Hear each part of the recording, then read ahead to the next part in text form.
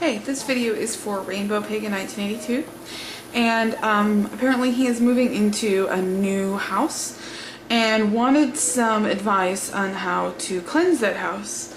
First of all, I wanted to say that there are a lot of good books out there. I personally do not recommend Silver Ravenwolf for a few reasons. Number one, she's very matter-of-fact in what she says, and she says this has to be done this way or this has to be done that way. No, it doesn't. No, it doesn't. You have to do what's comfortable for you, because working with magic is about working with yourself and your own consciousness and the consciousness of the divine. If it doesn't feel comfortable for you, it's not going to work for you. So forget everything that everybody else says you have to do, because you basically don't have to do that. There are some, of course, rules and regs that are good, but what you have to remember is what works for you best. So that's one of the reasons why I don't recommend Silver Ravenwolf, because she's very matter-of-fact in that way. And so I kind of disagree with her in that fashion.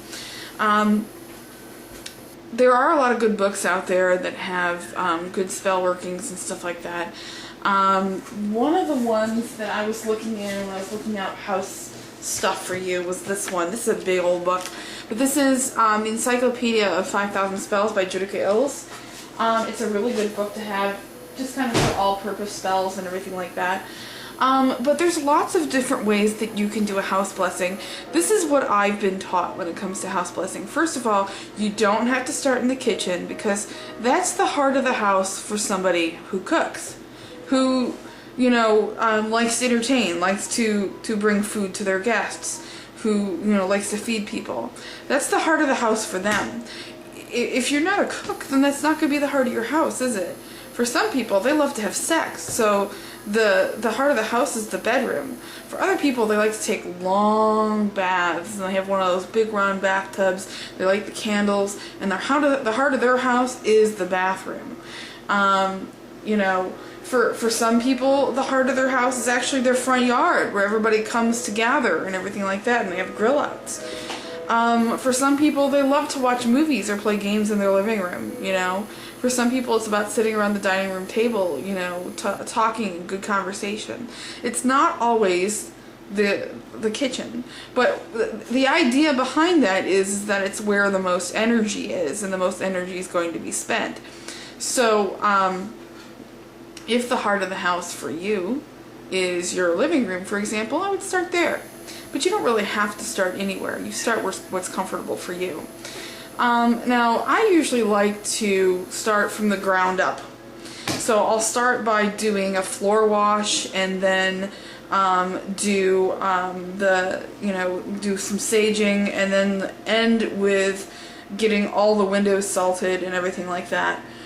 So the first step would be to get a good floor wash. I recommend a couple things. If you pick up a couple herb books, I know in Scott Cunningham's book there's a couple good floor washes. But if you don't want to go through all that trouble, if you go to your neighborhood occult shop, or even sometimes at the grocery store, but depending on where you are, you can get some Florida water. Florida water is basically, it's actually a cologne, but it works well as a floor wash as well. It's citrusy in nature, but it's also got some really good herbal content to it for banishing negative energy, negative spirits, and everything like that. So it's the first step in what you want to do to get your house cleansed, so to speak. So the first step, of course, of protecting your house is to get everything out first. So get yourself some good Florida water, or a good floor wash of some sort. And you can start from there. Next, get yourself a sage bundle or some other type of cleansing incense. It doesn't have to be sage. Clove works as well. You can just burn some tarragon. That'll work as well. Even sandalwood will work, but I do like to work with sage, because sage sticks are so easy to get to. And if you go to the right shop, you can get them pretty cheap. So get yourself a sage stick, burn that, and it'll cleanse out some of that negative energy for you. And then you're going to want to get some sea salt, and then after that's been done, what you want to do, you know, you sage your windows, you sage your walls, and everything like that, get all that out, and then you're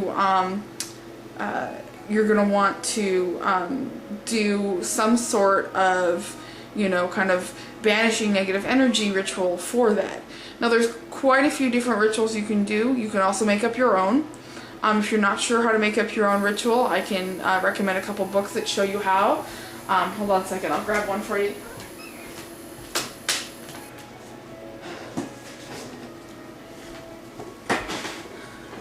A book that I recommend if you're not used to doing your own spells but want to learn how. This is Making Magic by Dane McCoy. She's one of my better authors.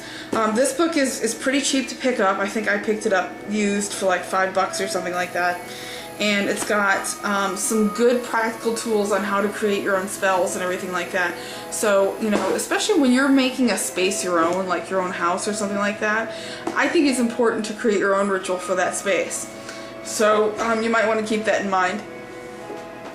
You don't have to use what other people have.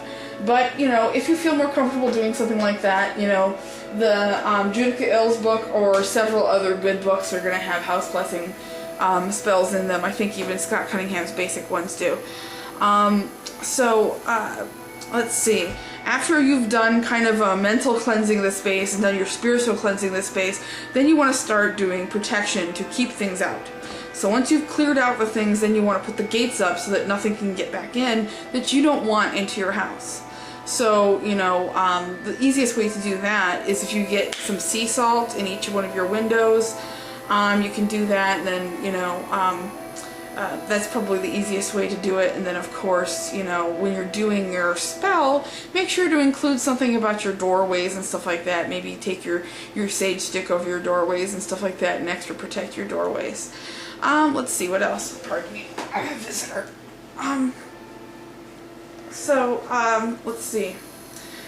What else do we need to talk about? Oh, you might want to also think about the fact that once you've had your house cleansed and protected, you might want to think about, you know, what you want to let in your house. For some people, they would love to have beneficial spirits, you know, benevolent fairies, elves, and things like that come and visit them at their house. If you're into that sort of thing, and you'd like to have some good spirits at your house, you might also think about including in your ritual something about calling those good spirits to you. If you're not used to that, there is a good book, another Dane McCoy book called The Witch's Guide to Fairy Folk, that you can pick up that'll teach you how to do things like bring fairy energy into your house and stuff like that. I also did a ritual that's a fairy calling ritual. It's meant for outside, but you can also do it inside. You can modify that. I'll post that link here in the sidebar so you can take a look at that video as well. Okay, if you have any other questions about spellcraft, anything like that, feel free to come and ask me, because I'll give you, you know, I'll be straight and honest with you. You know, and also, you mentioned something about working with a coven that restricted your reading material and stuff like that. You have to remember that there is no Wiccan authority. You are your own Wiccan authority. And so if somebody else is dictating to you what you can read, what you can do, and stuff like that, granted, you know, covens have bylaws and stuff like that for their own protection, and that's one thing. When they're telling you what to read, that just seems suspect to me, and I'm glad that you got out of that environment, because it doesn't seem like a very positive environment for you. So, if you're looking to work with another coven, make sure, get a list of questions together before you start working with them, and ask them what you want to do. You know, you have to make sure that when you're working with a coven, the coven is your spiritual family. So, you know, you have to work with them in perfect love and perfect trust. If that's not there, then, you know, you'd probably be better off working by yourself. You know, if you can't trust the people you're working with, what's the point? So, yeah, if you have any other questions, please feel free to ask me. I have, you know, a lot of information at my disposal, and I'd love to be able to help you. So, blessed be.